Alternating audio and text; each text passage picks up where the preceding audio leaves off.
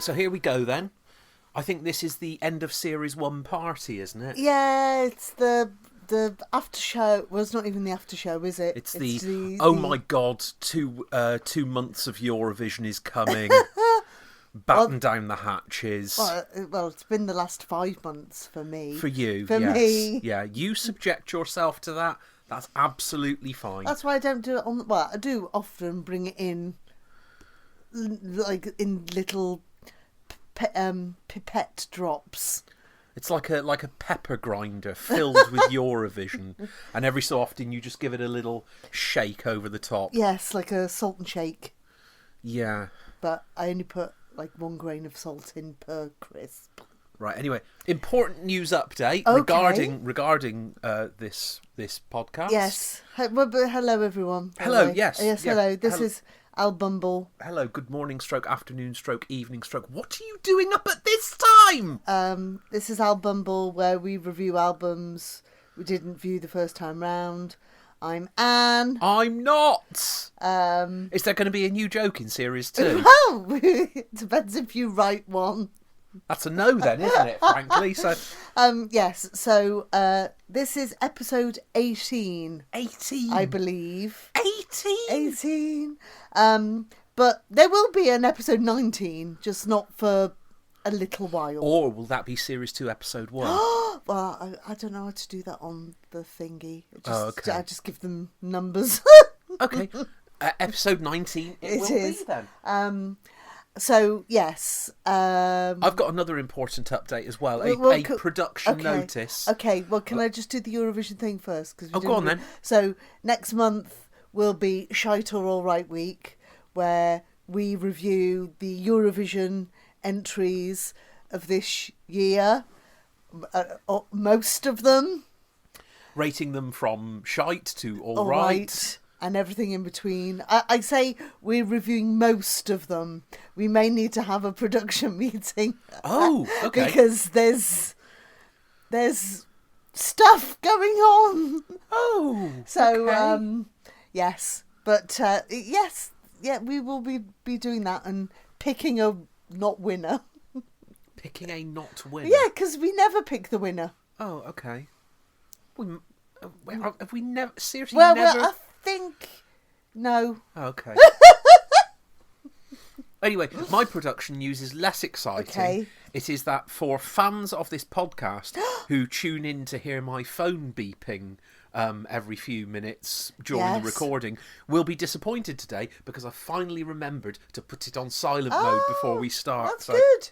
If you're we're learning. If you're looking forward to that, I'm sorry, I'm going to have to disappoint you. You know that feeling, don't I know, you? Yes, you know thanks. that feeling of being disappointed in me. So, do we have any addendums to previous participants in our podcast? I don't believe so. Hold on, I'm looking at the wrong thing because if I was looking at the right thing, I'd be able to do that thing where I do the really snappy run through and say, "This is everyone we've done so far." And there we are. The computer upstairs has woken up, and so we can go into. Do we have anything to say about Pulp? Nothing. No. Dan? No. The Zousons? No. Dan Lassac and Scroobius Pip? No. Although I will probably mention them in today's podcast. Oh, okay. Janelle Monáe? No. Coach Party? No. Well, no. Joost Klein? Well, he just played London last night. Yeah. Which was a hoot by the look of it. And from my friend who posted some clips, he sang a lot of his old stuff. Oh, okay. Which was quite interesting. Right. Because obviously he's just had a new album out. Yes, yeah. But I say that, but then think, if you've got like a 2-hour show, but all of your songs are like 2 minutes long, you've probably got a lot of songs of space that you to fill. Yeah. Yes. Yeah. So yes. Anyway, let's carry on. So we have Joost Klein. The Lightning Seeds. Don't think so. Alphaville, Interactive. Yanis and the Yaw. Manson, Adult DVD, Boys Wonder, Sleeper, The Smiths, and that brings us up to date. This brings us up to what we're doing today. It does indeed. Which is your choice. My cheese. Right. Do you want to talk about it? So this briefly? album was released about a fortnight ago. It is Service Station at the End of the Universe by Antony Szmierek, who is a Manchester-based spoken word indie electronica person who makes, I think, very interesting music, the likes of which that we don't hear in many other places. No. So I really liked his first 2 EPs, which are called Seasoning and Poems to Dance To. Yeah. I especially recommend Seasoning. I think Seasoning's an absolutely fantastic piece of work. Okay. So if you enjoy this album and you like the sound of what we're talking about here, go and listen to that as well. Right. It's on Bandcamp if you want to download a copy. It's not expensive, so... No. Right, shall we Shall carry we on? get into this thing then? Let's have a wander through. Jingle time! 15th time's a charm, you know. So, it is. Anyway, I'd like to open this with a little bit from... Antony Szmierek was a guest on Hugh Stevens' Roundtable on BBC Six Music the week before this album was released. Yes. And was on there talking about it a little bit and the live show that's going to accompany it. Yeah. And he spoke a little bit about the album, which is that there's a rough narrative that runs all the way through this. It's got a beginning, a middle and an end. The characters are all at the first track. They come in and out of the songs and they're all back there together at the end. Yeah. Which I think is probably something we're going to come on to in our review of this. But I think it's quite good to have sort of that in mind. It's almost sort of verging into concept album territory. I don't think it necessarily is that. Yeah. But yes, that's where we're heading with this for now. Okay. Track 1 is the title track of the album, Service Station at the End of the Universe. So this starts with a kind of I forgot what a breakdancing kind of backbeat loop thing. So it gives it a slight retro edge, which one might say some service stations are. Well, they were. I don't think they are now. know. Because it's a really interesting thing now. They have this sort of reputation where everything is stuck in a time warp, but that's not the case anymore. No. Because when you went into service stations 35 years ago, there were no high street brands in there. No. You had no sort of recognisable takeaways. They were in there doing their own thing. Whereas now there is a service area not very far away from us where they obviously have a deal that all coffee served on the site will be Starbucks coffee. And as a result, there are 4 Starbucks outlets in one service area, which I just think is absolutely insane. Anyway. Yes. Sorry.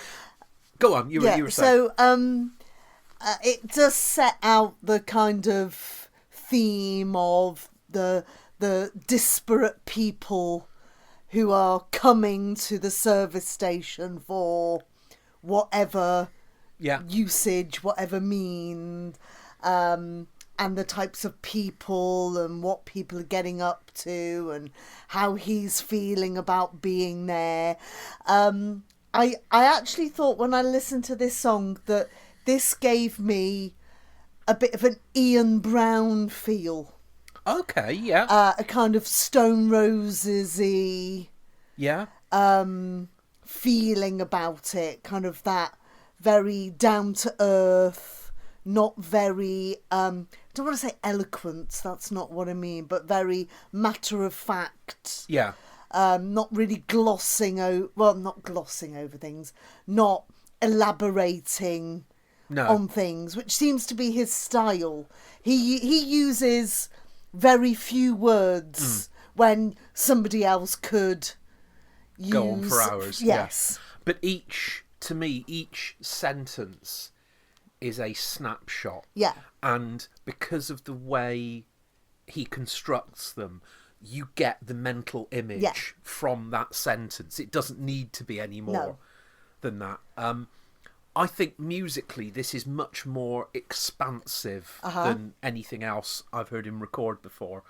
The atmospheric opening to this soars away, and we get introduced to the characters in this transient environment. Yes. And there's transience is something that I keep coming back to in this album. There are a lot of things. This is an album.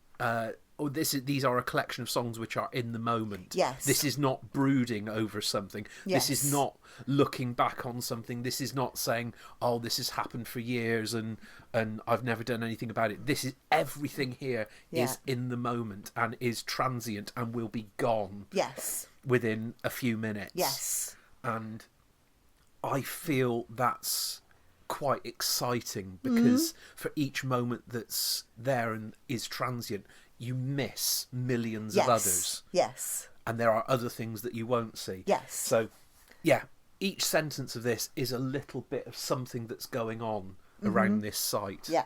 And I find it quite exciting. Yes, I can see that, darling. Yes. Track 2 is Rafters, which is a party tune about a party. Yes. So, I've lost my notes. Right, so I said that this is quite different to the first track. It's a bit more, I don't want to say minimal. No, I know but what you there mean. is there's stuff going on, but there's less going on. Yeah.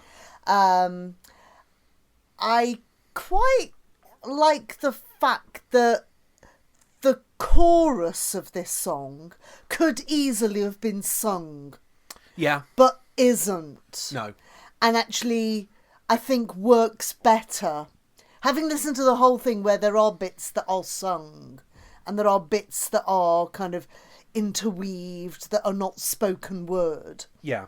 And then that makes you focus on the words again, on that this is happening now kind of thing. Because sometimes when you have, that's one of the things I don't like about musicals in particular, is when they all start singing and dancing and you think, this is not spontaneous. This is very, very rehearsed and very stayed. Whilst if something is just said out loud, it feels very not real. I don't want to less planned. Yes, isn't it's it? less planned. It feels very natural. Yeah. I think there's a proper soul to this song. Yeah. Which an awful lot of... about sort of 10, 15 years ago, we went through a long period of having some really awful plastic party records, which were all about, oh, I'm going to pop some bottles, I'm going to get a little drunk, which were all just the worst things at all, the worst things that I've heard.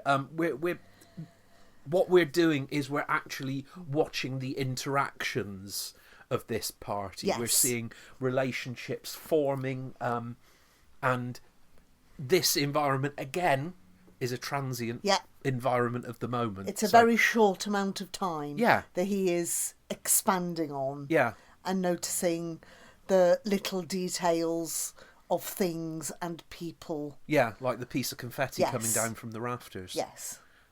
So yeah, I'm not going to bang on any more about that. Cause, although I do have to nod on the pound shop Jerry Horner, which I think is actually Jerry Horner, but but I thought I know exactly who that is. I know exactly the kind of woman you're talking about. That's where this sort of almost frugality with the language works really well, because that description paints a picture which, if you understand the reference points, is so vivid and strikes up. Track 3 is The Great Pyramid of Stockport. Yes. A lovely glitchy disco soundtrack. Yes. So I don't know how much you know about the Great Stockport Pyramid. Everything I know, I've learnt from this song. Okay, so it's a great glass pyramid. Right. Off a... I want to say it's a motorway. It might just be a very big A road. Yeah. Which used to be owned by the Co-op Bank. Right. Before they buggered off. Yeah. And has now just been left as a remnant of past times. Yeah. A bit like the pyramids in Egypt and the pyramids in South America. Although, notably, it is being turned into an Indian restaurant. Okay. And I think they can have like hold weddings there because it's a substantial building. Yeah, yeah. As you could probably imagine. And you can also imagine people, especially if it was an Indian wedding, coming to a big place like that. Yeah. With, you know, every single person in your family. Perhaps accommodation up above as well. Yes. If it's, okay. So you've got the, as I just said, the comparison between this pyramid and the pyramids of old. Yes. The kind of usage of it and the fact that it was used and then was not. And just thinking about the different people who've kind of been there, used it. Yes. And there was one line. Oh, why is my thing not working? About the different possibilities that could have happened with all these things. Yes. Including, I have to say that the image that has remained with me about the song is the idea of a 3-fingered Twix. Yeah. Why does that not surprise you? No, but I just think, why not? Why was there not such a thing? Yes. I like the idea of comparing a relationship to local civic planning policy. Yes. It's delightful. It was very badly planned from what I can see. I'm not entirely convinced by the chorus in this. I don't know whether that is a reference to the type of person who will use the phrase "you've got one life, live it." Whether that's somebody who's going home to a big stencil just inside their front door saying "live, laugh, love," or something like that. I guess maybe what he's referring to there was that these buildings seemingly had one life. Yeah. Didn't realise how short that... Because this glass pyramid in Stockport is not... I don't actually know when it was built, but it can't have been built very long ago. No. So maybe it's a reference to this building had a short life. Yes. We don't really know what's going to happen to it. And now has to have a lot of effort to be repurposed. Yes, or whether it would be, I don't know if it's listed or anything, whether it could just be knocked down. Yeah. Maybe. Okay. Track 4 is a big, sensitive, soulful disco love song, Big Light. Yes. So this one has the kind of gospel singing in the background. I actually quite like how understated that is, because it's not done as a really big bombastic thing. It's integrated as part of the song really properly. Yeah. So that I do like very much. Yes. It's integrated into the song, and it's almost on the same footing as the spoken word bit. Yeah. It's not the highlight or the I'm having a break bit, you go and sing while I have a drink and remember me words kind of thing. I think the slower cadence of the song makes for an interesting change of pace from what's gone before, especially because we come from the disco. Yes, yeah. And then, I've put here, it's got a very long chorus. Yeah.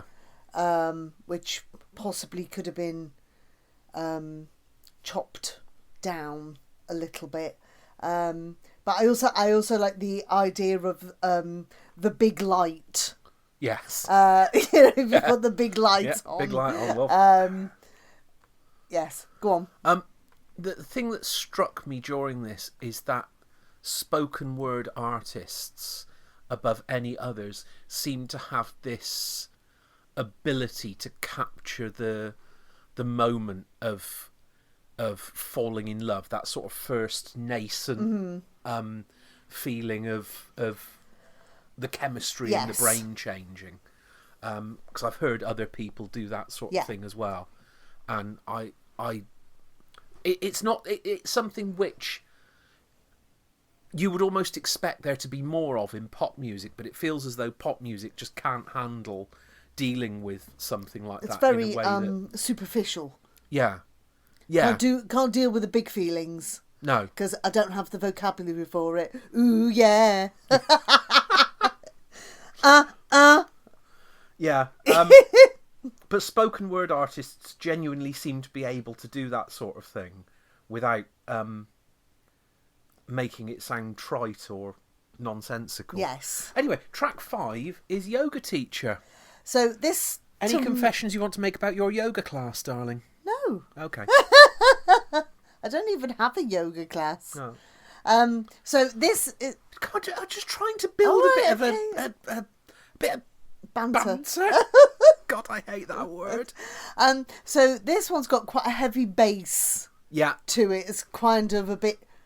Opens with a lot of 80s style synths and that sort of properly heavy bass sound. There's some very clever observations of the people in the class.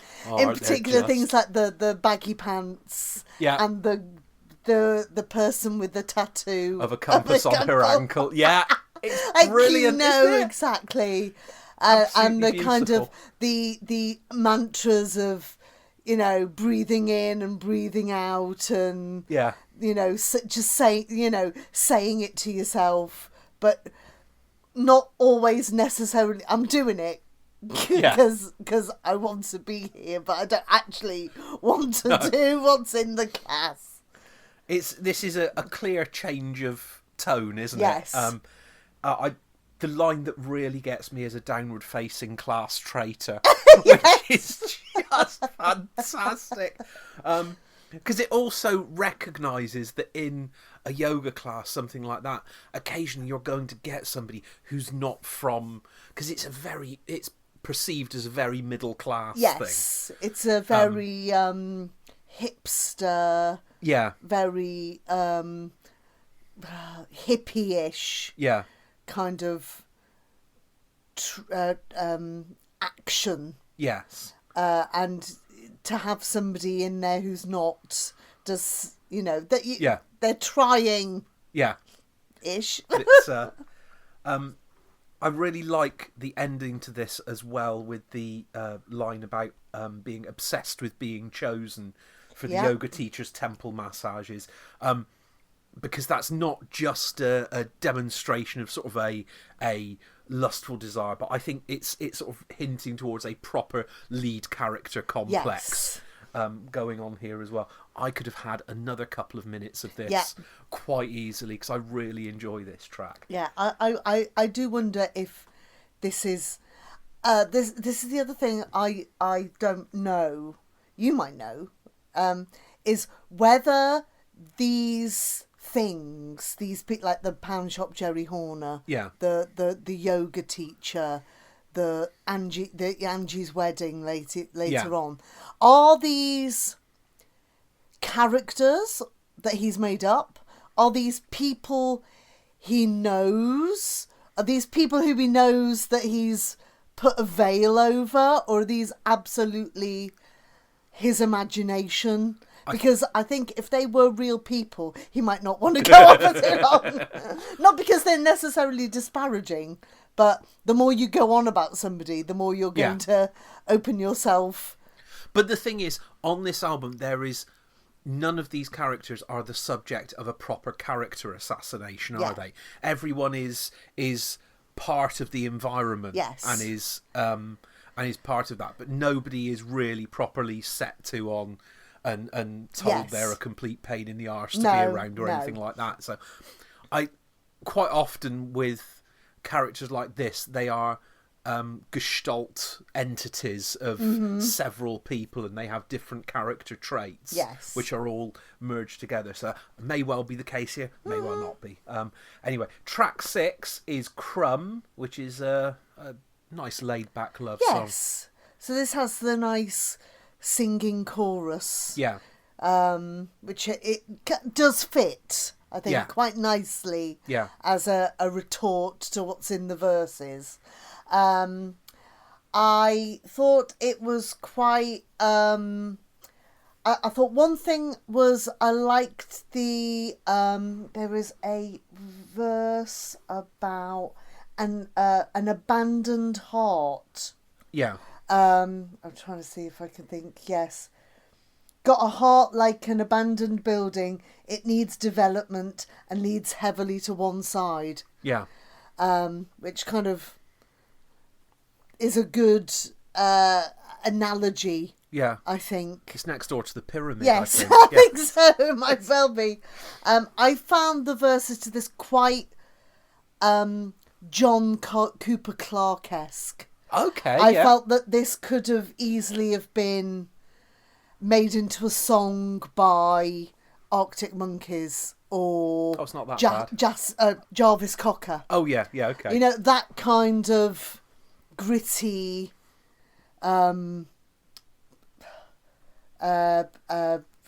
realism. Yeah, social realism, yeah. Yes. And then I also thought it was interesting, the idea of being a crumb, being bigger, being a small thing inside a much bigger thing. Yeah. Which kind of has its positive and negative connotations. Because if you're a little thing inside a big thing, you're safe. Yeah. But if you're also a little thing inside a big thing, you're also partial to being forgotten about. Yeah. And then it slowed down at the end. Yes. Didn't it? And just sort of falls Peters apart out, rather than... Yeah. I did find myself wonder... I can't find any evidence for this in the song. I did wonder if the crumb analogy is something that, you can be there, you can be noticed, and then all of a sudden you're an irritant. Yeah, there's that as well. It's something that may turn sour in the end. But I don't know if that... I'm just extending beyond the boundaries of the song. So, track 7 is the only song from Antony's earlier EPs which has made the transfer to the album, Hitchhiker's Guide to the Fallacy. Yeah, so this obviously twins with the name of the album because it's the Douglas Adams references. I'm actually quite surprised with an album that's got so much references to science fiction, but it's not actually more science fiction-y in the lyrics. Yeah. Like, overtly. Yeah. There's no, like, spaceships and Uranus. I think it's... You had to go there, didn't you? I think I said Uranus, but I didn't. I think it's possibly used as a prism to frame everything else for, which I think works quite nicely. Yes. Tonally, I found this really different to any other song on the album. I think this demonstrates that in the last 18 months or so, he's developed a lot as an artist and has changed how he approaches things. I find it quite difficult to review this objectively because I'm really familiar with it now. And I don't know if the sort of jarring sense of hearing this against everything else that's on the album, I don't know whether that's fair or not. So I don't know if you have more of an opinion on that. So the two things that I noted about the song was that it had quite a trancey house beat in the background, but the talking seemed quite relentless. Yes. Almost like it was a stream of consciousness. There are a lot of words in this one. There are a lot of words, which is not a bad thing. No. But it does feel like everything else that we've had before has been sentences. Yeah. Should we say, have been bits. Yeah. With, a pause, a break, then it's kind of gone somewhere else, or it's embellished something and then gone on to something else. Well, this was very... it's a bit like when Marcus has finally worked out something that happened 3 weeks ago. That he's finally realised what he wants to talk about, and then won't shut up. Yeah. And we get this stream of stuff and questions and ideas and feelings. That's how this felt. Yeah. Actually, from you saying that now, it does raise another thought, which is this perhaps sounds like this was written without anybody editing it. This feels like the initial stream, whereas most of the other songs have been pared back, so it's the edited highlights we're listening to, perhaps. Yeah. Track 8 is a very short one. It's Passing Through. I genuinely love this to be more than a 1 minute scene setter. Yeah, it does come a bit out of the blue, doesn't it? Especially because we've had some quite changes of pace. Yeah. And then we have this one, which is a kind of, I don't know, would you call it a duet? What? I don't know what the source is of the first bit of speaking on this. I don't know whether that's something that's previously been recorded and has been added through to it, or whether it's... I did write this down and I've now lost it. You've done more research than me. But it is on the thing, and now I can't find it. So it's a lady called Kate Island, right? Who is also a spoken word artist. Yeah. So I don't know whether this is one of her tracks, or this is something that they've written together. Yeah. Or whatever. And then she's got her bit, and then he's got his bit. Yes. I found having a different voice. Yeah. Quite not alerting, but it was like, oh. Yeah. And it does make you think: is this from a documentary? Is this from another piece of work? Is this from another something or other? I thought it sounded like one of the BBC Radio Ulster soundscapes. Oh, that's not a bad thing, though. Yeah, that kind of. I expected it to go on for quite a lot longer than it did. Perhaps that's why I said I'd love this to be more than a minute long, because because you kind of want to know a bit more about what their job is and what they're doing and where they're going.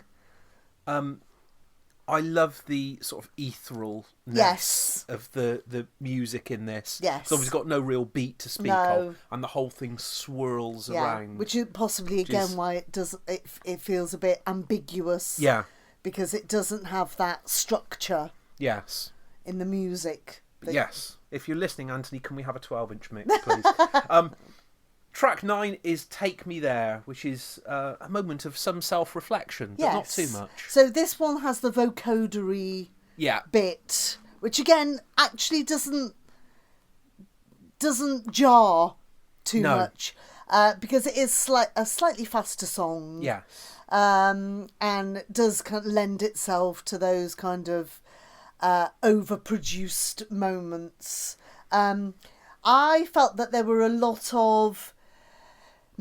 I've put mixed metaphors, but I just think, a lot of different metaphors in different ways that mean about being lost, being found, being lost by other people, being lost within yourself. Yeah. And I have said, I do feel like at the end of this, there is a kind of redemption curve. Yes. There is an ending. Yeah. There is an uplift at the end of the song. Well, I think musically, the whole song builds. Yes. This is, I think, in construction, this is a rave song. Yes, it is, yeah. And there are little nods to that all the way through, the piano line in it and the way that it all builds towards the end. And yeah, the way that all happens, I find really endearing and really nice. Obviously, this seems to start internally, and then the net gets cast wide. Lyrically, I'm speaking. The net gets cast wider and wider as the song goes out, as the song builds as well. Which is something else I really like about that. Yeah. There was something. There was because it talks about the fact that he that was the thing that got me doing some research, was he kept on talking about scratching his neck. Yeah. And apparently he has eczema. Yeah. So kind of like that outward thing of scratching your neck, not being nice to yourself. Yeah. While other people are trying to keep you buoyed up. Yeah. There's that inner losing yourself. The inner saboteur. And then it coming out. Yeah, sorry. That's all right. Track 10 is Restless Leg Syndrome. Yep. Which I found to be a stream of consciousness anthem to an imprisoning depression of autumn. Oh. It to me, if you listen to it, it's all... This is October, November. It's getting cold. It's getting dark.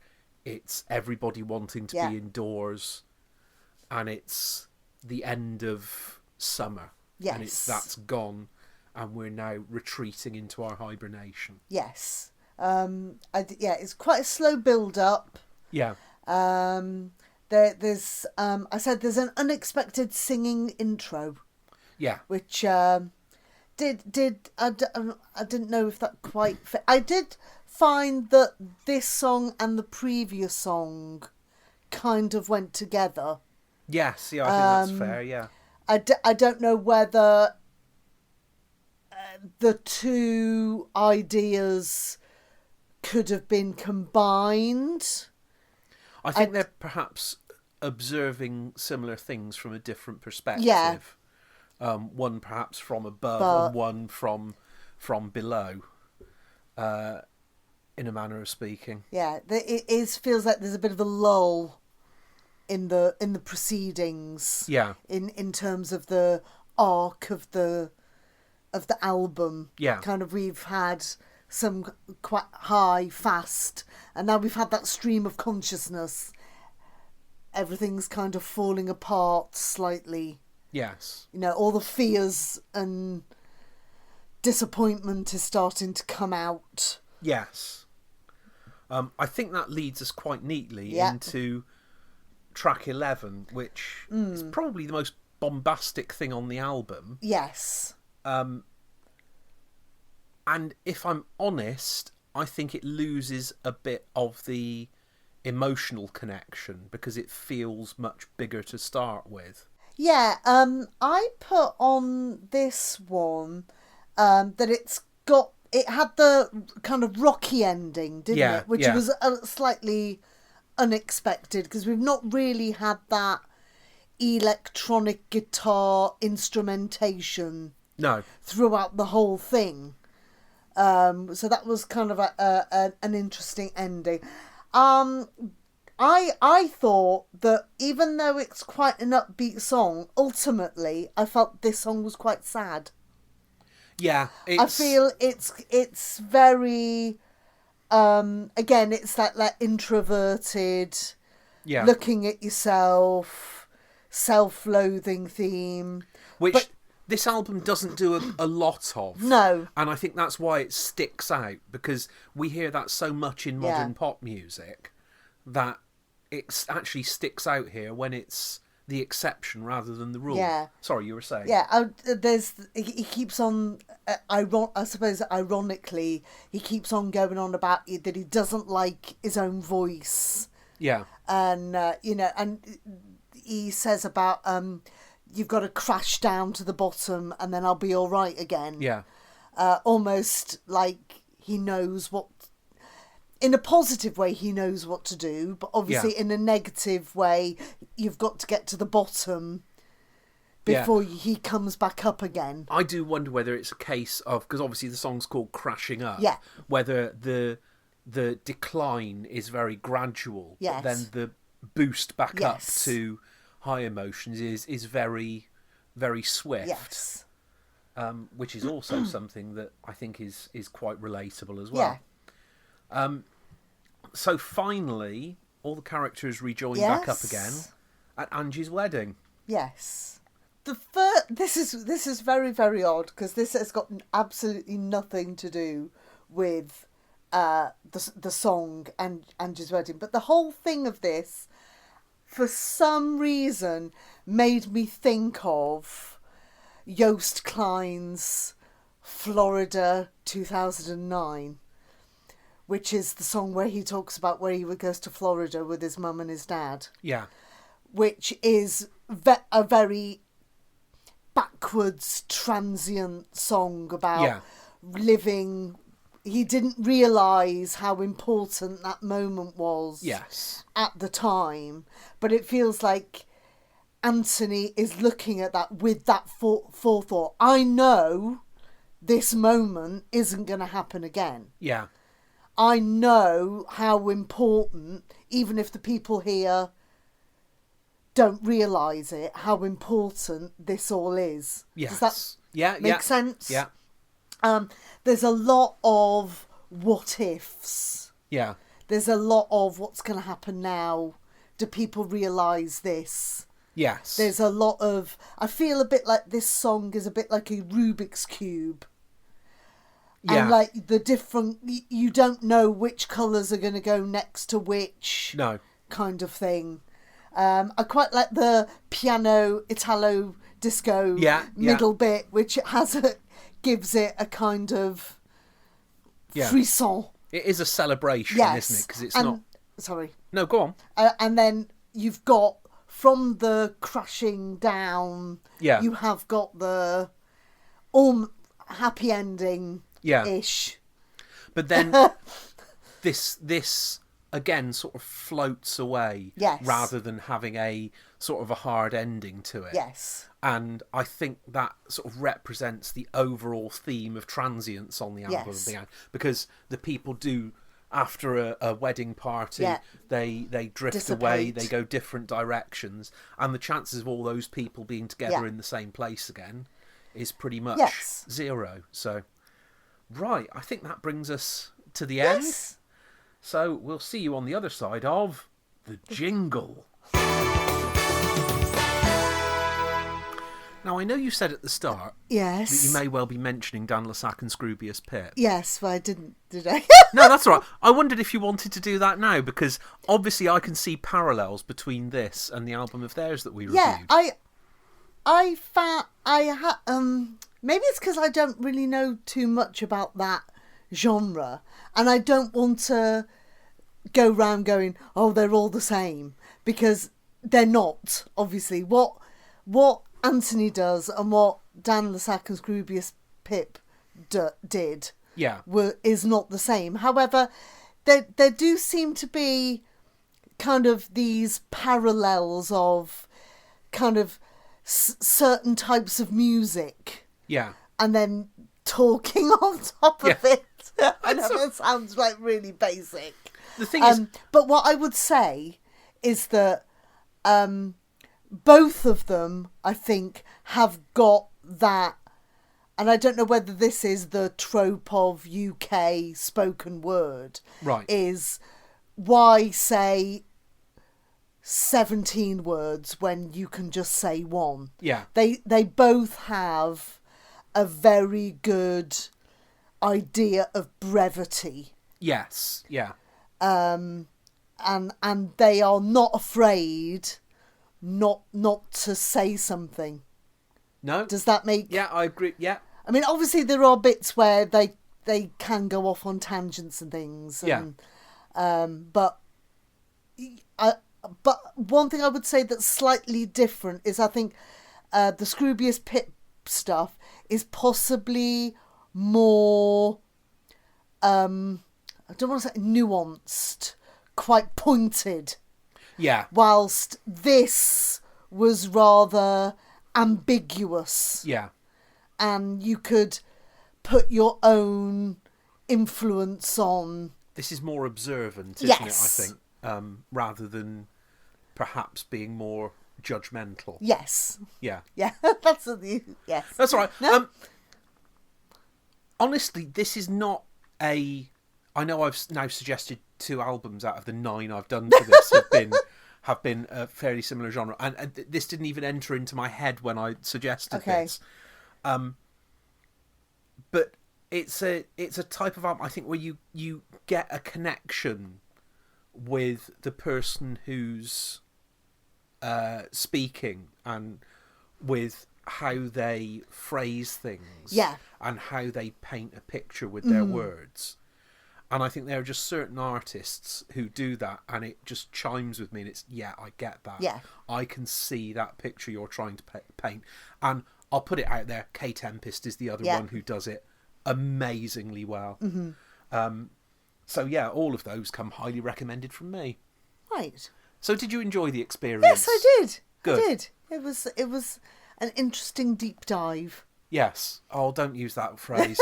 We're not on Six Music now. We're not on Ofsted. That's what they do a lot of. Hi, we're on Six Music today. We're taking a deep dive into an album by the Drop 19s. Who are they? Yeah, off the ITV Indie Chart, Oh, right, 1991. okay. I think they might have released a new album, actually. Oh, gosh. Anyway.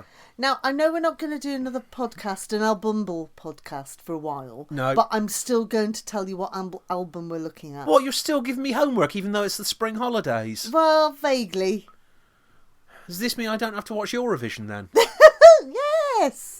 It means I don't have to watch Eurovision. Woohoo! You can do what the hell you like. I'm still watching it. Okay. Yeah, but you want me to talk about the songs, Yeah, don't you, sir? well, but that doesn't mean you have to watch actual Eurovision.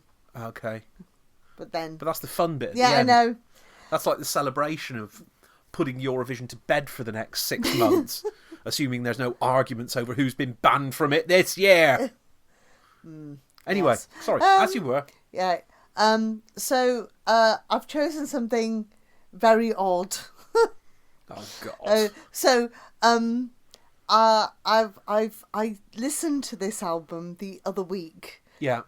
Just on a whim, and I thought, do you know what? Actually, it might be a good idea to do this on the podcast. Okay. Just because I think it would be an interesting delve into something we've not looked at all. Okay. So I would like you to listen to the album called Headquarters, which is by the Monkees. Oh right. Okay. Yeah. Now I started listening to their stuff because we started watching it on the telly. Yeah. And I thought, oh yeah, just going back into some of their songs. So how far through their career is it was I want to say it was about their second or third album. Okay. Now there are no big songs on this. There's no Daydream Believer. There's no Last Train to Clarksville. There's none of those. Right. But there is a song on there. Is it Zilch? It's Zilch. Which, So what I may have to do is have a look through the archives and find Ian Lee and all the people from BBC Three Counties Radio doing their own version of Zilch, which they did live on the radio, on breakfast, BBC local radio. Can you imagine that happening now? Anyway, but yeah, that was... Now, it is, I need to warn you, it is on Spotify, right, but as the deluxe version. Okay. But you only need to listen to the first 14 songs. Okay. And as you can see... They're all quite short. They're all quite short, including a few that are very short. Yeah. So... It will be it'll be an interesting listen. Okay. I think. From something from before we were born. Which is why I thought it might be quite interesting to do something that's extremely retro. Yeah. Over retro. But that, yeah, okay. Right. So that's us done for a few weeks now. Yeah, well, as ALBUMBLE. Yes. And then we will be back raring to go after we've had a production meeting about what we're offering and what we're not. Several pints of strong German beer. And how we're going to structure everything. Yeah. But hopefully, even if you don't like Eurovision and you like ALBUMBLE, you might like the inner workings of what you might expect in May. You might like me getting angry about Albanians. Maybe or maybe not. Or maybe no. It's a veritable feast each year, isn't it? Yes. Right. Are we done then? We're done. Thank you for listening. Remember, kids. Sorry. Hey, guys. Don't forget to like, share, and subscribe. And put some notifications on or something. They always talk about notifications these days. Push notifications up your nose. What does that even mean? I don't even know what that is. I think it means that you get pop-ups on your phone. I don't want pop-ups on my phone. No, I know. Nor do I. Pop-ups belong in a book.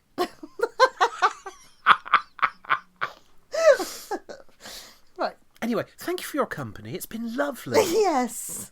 And we'll speak to you again soon. Yes. Bye. Bye.